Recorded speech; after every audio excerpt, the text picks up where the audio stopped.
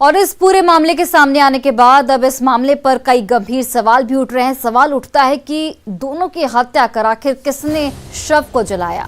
सवाल ये भी कि युवक और युवती में आखिर संबंध क्या था। सवाल ये कि मृत युवक के शरीर पर चोट के निशान कैसे मिले हैं। ये तमाम सवाल न्यूज़ 18 इस पूरे मामले को लेकर लगातार खड़े कर रहा है। सवाल ये कि दोनों का शव एक के ऊपर एक किसने रखा, और सवाल ये कि हत्यारे का अब तक कोई सुराग पुलिस को क्यों नहीं मिला है। सवाल ये कि पूरे मामले पर पुलिस अधिकारियों ने चुप्पी क्यों साध रखी है।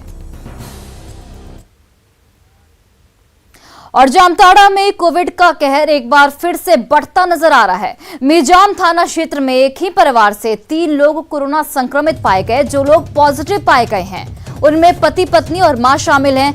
तीनों को उदलबनी के जिला स्तरीय कोरोना डेडिकेटेड अस्पताल में भर्ती कराया गया है। तीनों संक्रमित में से एक की हालत गंभीर है। तीनों संक्रमितों में से दंपति ने कोरोना वैक्सीनेशन के दोनों डोज लिए हैं, जबकि उनकी मां ने कोविड का टीका नहीं लिया है, जिससे उनकी हालत फिलहाल गंभीर बताई जा रही है। तो देखिए, यहां पर भी एक लापरवाही दिखती है कि जब पति पत्नी ने टीके का डोज लिया तो अपनी मां को क्यों नहीं दिलाया, और इस वजह से अब उनकी जान को खतरा बना हुआ है। 3 नए पॉजिटिव केस मिले हैं, तीनों एक ही परिवार के हैं, जिसमें से एक केस जो सीरियस है उसे ऑक्सीजन पे रखा गया है। उसने एक भी डोज वैक्सीनेशन नहीं लिया था। बाकी दोनों केस आपका एसिम्टोमेटिक है, उन्होंने दोनों डोज वैक्सीनेशन कराया हुआ था। इसको मिला के हमारा टोटल पॉजिटिव केस 6138 हो चुका है। हमारा टोटल डिस्चार्ज 6135 है। जामताड़ा में कोरोना की चौथी लहर ने एक बार फिर आहट दी है। पिछले 24 घंटे में जिले में 3 नए कोरोना संक्रमित मरीज मिले हैं। इनमें से एक की स्थिति गंभीर बताई जा रही है। सभी 3 मरीज मीजाम के एक ही परिवार के बताए जा रहे हैं। आपको बता दें कि पिछले 2 महीने से जामताड़ा में कोरोना संक्रमितों का आंकड़ा शून्य था। 2 महीना बाद कोरोना संक्रमण ने एक बार फिर जामताड़ा में दस्तक दी है, लेकिन इसके बावजूद लोग जो है इसके प्रति लापरवाह बने हुए हैं। लोग किस तरह बिना मास्क के यहाँ घूमते नजर आ रहे हैं, आप इस तस्वीरों में देख सकते हैं। यहाँ हर किसी अधिकांश लोगों के चेहरे पर मास्क गायब है। तो ये भयावह हो सकती है और कोरोना एक बार फिर जामताड़ा में भयावह रूप ले सकती है। इसलिए लोगों को जागरूक होना होगा, सचेत होना होगा, तभी कोरोना संक्रमण का रोकथाम संभव है। सुमन भट्टाचार्य, न्यूज़ 18 जामताड़ा। और इसी बीच पंचायत चुनाव से जुड़ी बड़ी खबर सामने आ रही है। पंचायत चुनाव में ओबीसी को आरक्षण नहीं मिलेगा। तो ये बड़ी खबर आपको पंचायत चुनाव से जुड़ी बता रहे हैं। पंचायत चुनाव में ओबीसी को आरक्षण नहीं मिलेगा। झारखंड पंचायत चुनाव में हस्तक्षेप से सुप्रीम कोर्ट ने साफ तौर पर इनकार कर दिया है। पंचायत चुनाव में ओबीसी आरक्षण को लेकर याचिका दायर की गई थी। सांसद चंद्र प्रकाश चौधरी की ओर से याचिका दायर की गई थी। झारखंड में 4 चरणों में त्रिस्तरीय पंचायत चुनाव कराया जा रहा है। तो ये बड़ी जानकारी दे रहे हैं, बड़ी खबर पंचायत चुनाव से जुड़ी हुई। पंचायत चुनाव में ओबीसी को आरक्षण नहीं दिया जाएगा। चुनाव में हस्तक्षेप से सुप्रीम कोर्ट ने साफ तौर पर इनकार कर दिया है। और देखिए, गिरिडीह के सरिया प्रखंड में इन दिनों हाथियों का झुंड तबाही का दूसरा नाम बन गया है। जंगल को छोड़कर अब हाथियों का झुंड गांव मोहल्लों में प्रवेश कर गया है और घरों को लगातार निशाना बना रहा है। इतना ही नहीं, नदी में बालू भर रहे ट्रैक्टर के पास भी हाथियों का झुंड पहुंच गया है, जिसे देखते ही मजदूर जो है वो भाग खड़े हुए। घटना की जानकारी मिलते ही वन विभाग की टीम पहुंची, लेकिन हाथियों पर नियंत्रण नहीं कर पाई। हाथियों का झुंड लगातार घरों को तोड़ रहा है तो कभी फसलों को नष्ट कर रहा है, और ऐसे में जानमाल का नुकसान लगातार हो रहा है। वन विभाग से इसकी शिकायत की जा रही है, लेकिन इसके बावजूद भी वन विभाग की ओर से कार्रवाई की गई, लेकिन समस्या का स्थायी समाधान नहीं निकल सका है।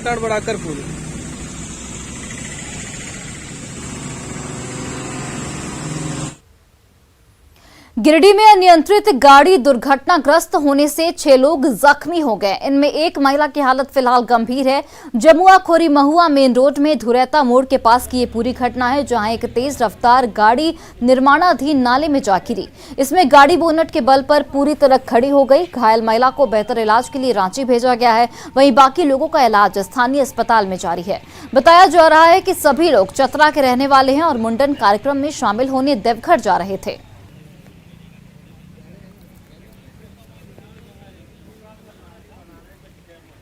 कहाँ जा रहे थे? हम लोग मुंडन के कार्यक्रम से देवघर जा रहे थे। उसी बीच में एक घटना घटी है। हम लोग रहने वाले हजारीबाग गिद्धौर के हैं, चतरा डिस्ट्रिक्ट के रहने वाले। कितने लोग थे सवार स्कॉर्पियो में? 7-8 गाड़ियाँ थी हम लोग का। अच्छा। और 7-8 गाड़ियाँ में ये जो गाड़ी है वो दुर्घटनाग्रस्त हुई है। कितने लोग इस गाड़ी में थे? इसमें 10-7-8 आदमी थे इसमें। कितने लोग घायल हुए? इसमें 4 से 5 लोग घायल हुए। गंभीर रूप से कोई घायल? गंभीर रूप में एक लेडीज काफ़ी गंभीर रूप में है। और वहीं जेपीएससी पर विवाद थमने का नाम नहीं ले रहा है। मामला आयोग की प्रतिष्ठित प्रशासनिक परीक्षा के मेंस रिजल्ट से जुड़ा है, जिसमें मंत्री के बेटे बेटी को पास कराने का गंभीर आरोप लगाया गया है। विपक्ष ने सरकार को आड़े हाथों लिया है तो छात्र संगठनों ने भी आयोग की कार्यशैली पर कई गंभीर सवाल खड़े कर दिए हैं। ऐसे में अब सवाल यह है कि आखिर छात्रों के भविष्य के साथ खिलवाड़ क्यों किया जा रहा है। इस रिपोर्ट को देखिए।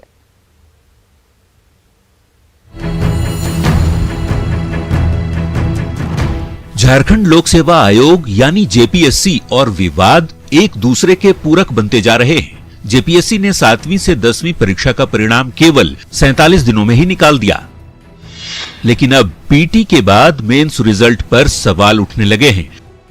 आरोप है कि इसमें 2 मंत्रियों के बेटे बेटी भी सफल घोषित किए गए हैं। वहीं मेंस में 252 पदों के लिए 802 उम्मीदवार सफल घोषित किए गए, जिसके बाद 9 मई से सफल अभ्यर्थियों का इंटरव्यू और मेडिकल टेस्ट होगा। आरोप लग रहा है कि मुख्य परीक्षा में श्रेणीवार परिणाम जारी नहीं किए गए, जबकि जेपीएससी ने कट ऑफ मार्क्स भी जारी नहीं किया और पीटी में एक ही कमरे से 18 अभ्यर्थी सफल घोषित हुए। इसके साथ ही 2.5 गुना की जगह करीब 3.5 गुना रिजल्ट जारी करने का भी आरोप लगाया जा रहा है। जेपीएससी की ओर से जारी मेंस रिजल्ट पर बीजेपी हमलावर दिख रही है। बीजेपी सांसद निशिकांत दुबे ने ट्वीट कर कहा है कि इसमें 2 मंत्रियों के बेटे और बेटी सफल घोषित किए गए। अगर ये सही है तो जेपीएससी इसका जवाब दे और अगर गलत है तो जेपीएससी इस पर अपना पक्ष रखे। वहीं बाबूलाल मरांडी ने भी ट्वीट कर जेपीएससी के रिजल्ट में मनमानी और धांधली का आरोप लगाया है और योग्य बेरोजगारों की कीमत पर मंत्री पुत्र के पास होने पर सवाल खड़े किए हैं। तो बीजेपी विधायक भानु प्रताप शाही ने भी सीएम और जेपीएससी से पूरे मामले में पक्ष साफ करने की मांग की है। जेपीएससी विवाद पर छात्रों ने भी अपनी चुप्पी तोड़ी है। छात्रों ने जेपीएससी पर खिलवाड़ करने का आरोप लगाया है। आरोप है कि मुख्य परीक्षा परिणाम में आयोग ने कट ऑफ मार्क्स जारी नहीं किया। इससे मालूम नहीं चल रहा कि चयनित छात्रों को अंक कितना आया है। जेपीएससी रिजल्ट विवादों को लेकर सियासत जमकर हो रही है। बीजेपी जहां सरकार पर हमलावर है तो वहीं सत्ता पक्ष सफाई देने में जुटा है। 4 जेपीएससी का जो रिजल्ट जारी करके क्रेडिट लेने की कोशिश की है, फिर से इन्होंने कट ऑफ नहीं बताया है कि किस जो कैटेगरी है उसके लिए बनता है। और ऐसा सुनने को मिल रहा है मीडिया के खबरों के अनुसार कि 2 मंत्रियों के पुत्र जो हैं वो चुने गए, तो उनका भी पूरा डिटेल इनको उपकृत करने वाली सरकार है।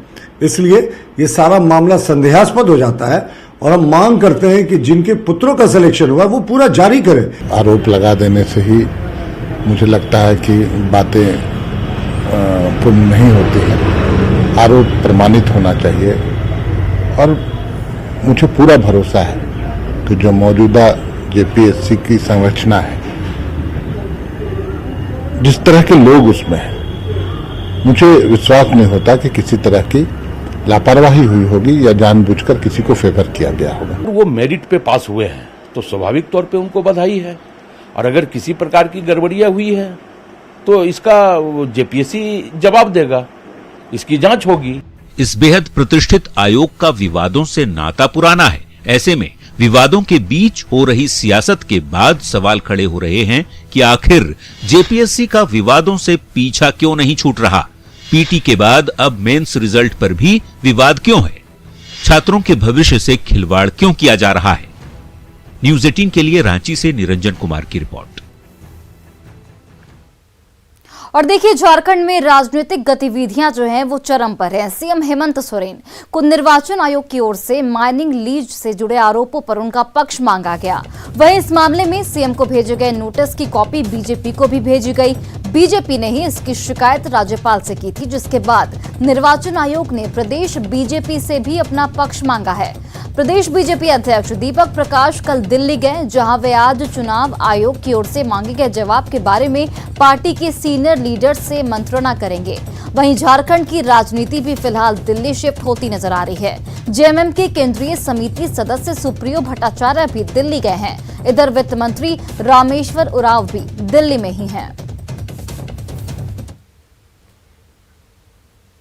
और सीएम हेमंत सोरेन से जुड़े माइनिंग लीज मामले को लेकर बीजेपी पर सत्ता पक्ष के नेता हमलावर नजर आ रहे हैं। सत्ता पक्ष के दलों का आरोप है कि 1.5 महीने तक विधानसभा का सत्र चलने के बाद भी बीजेपी ने सदन में एक बार भी खनन का मामला क्यों नहीं उठाया। जेएमएम और कांग्रेस ने इस मामले में सरकार को अस्थिर करने का आरोप लगाया है। इधर बीजेपी ने कहा है कि खदान लीज का मामला कोर्ट में विचाराधीन है और बजट सत्र के दौरान उन लोगों ने राज्यपाल को ज्ञापन भी सौंपा था। ऐसे में इस मामले को सदन में उठाने का कोई औचित्य नहीं रह जाता है। इतना बड़ा मुद्दा था नहीं और न आज है। पहले इन लोगों को यह आभास था कि बहुत ही छोटा मुद्दा है और इस मुद्दे में सरकार को अस्थिर नहीं किया जा सकता है। लेकिन अब कहां से दिव्य ज्ञान प्राप्त हुआ है इन लोगों को कि इस मुद्दे पर हम सरकार को अस्थिर कर सकते हैं या अस्थिर नहीं कर सकते हैं, तो एक भ्रम फैला सकते हैं पूरे राज्य में कि सरकार कमजोर है, सरकार को अस्थिर है, सरकार चली जाएगी। इस तरह का कवायद इन्होंने पहले भी किया है उपचुनावों के समय। तो ऐसी गलतफहमी है, इसलिए इस तरह की कवायद कर रहे हैं ये लोग। जिस प्रकार भारतीय जनता पार्टी प्रोपगंडा करके राज्य सरकार को अस्थिर करने का काम कर रही है, तो ये लगता है कि ये बिल्कुल एक भयावह स्थिति लोकतंत्र की है। और जहां तक सरकार की बात है, तो सरकार पूरी तरह अपना कार्यकाल पूरा करेगी। और यह एकदम हास्यास्पद है, बिल्कुल हास्यास्पद है कि इस राज्य में राष्ट्रपति शासन लागू होगा। रिप्रेजेंटेशन दे दिया था गवर्नर को, और हम झारखंड मुक्ति मोर्चा की तरह नहीं है कि अगर हमने कोई दस्तावेज सौंपे, आरोप लगाए, तो अब पब्लिक फोरम में क्लीन चिट देने का काम करेंगे। जैसे अदालत में भी विचाराधीन मामला है, अब उस पर ये क्लीन चिट दे रहे हैं मुख्यमंत्री को। हमने महामहिम से अपनी शिकायत दर्ज की थी, महामहिम ने उचित कार्रवाई करने का आश्वासन दिया था, तो हम इंतजार कर रहे थे। हमारा संवैधानिक संस्थाओं पर विश्वास है, इसलिए हम जहां हमने शिकायत की उसके बाहर एक नया एजेंडा सेट करके किसी को दोषी और क्लीन चिट देने का कार्य, ये भाजपा की संस्कृति में नहीं है। और देखिए, वेस्ट वाटर को बायोलॉजिकली ट्रीट करने के लिए बैक्टीरिया और माइक्रो ऑर्गेनिज्म इस्तेमाल किया जाता है, और यही है वडोदरा के रेवे एनवायरमेंटल सॉल्यूशंस का कोड वर्क। इसकी फाउंडेशन रखी है बायोटेक्नोलॉजिस्ट वनीता प्रसाद ने, जो इंडस्ट्री के साथ मिलकर काम कर रही हैं और पानी की हर बूंद को बचाने की कोशिश कर रही हैं। ये मुहिम न सिर्फ पर्यावरण को बचा रही है, बल्कि इसमें इस्तेमाल करने लायक साफ और अफोर्डेबल बायो एनर्जी भी बना रही है। मिशन पानी की इस रिपोर्ट को देखिए। स्वच्छता और पानी, हमको बचानी है ये जिंदगानी। Hi, I am Dr. Vanita Prasad, an environment biotechnologist working on my passion of converting waste to resource for past 30 years. And I believe that nothing is waste, but it is just something at wrong place at wrong time. So we need a right place and a right way to manage these wastes, so as to take best out of it. We have developed an innovative and indigenous process of making robust anaerobic granulated sludge for treatment of waste and wastewater to recover energy, nutrient and 100% recovery of processed water.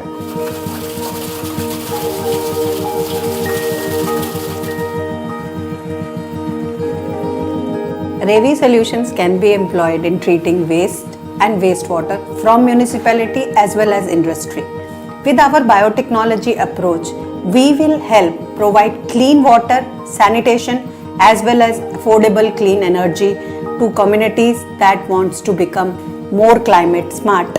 Our solution can be easily employed in treating waste from a number of sectors, including municipal waste, sewage, and waste from industries such as dairy, distillery, pulp and paper, slaughterhouse, sugar and food processing industries, etc.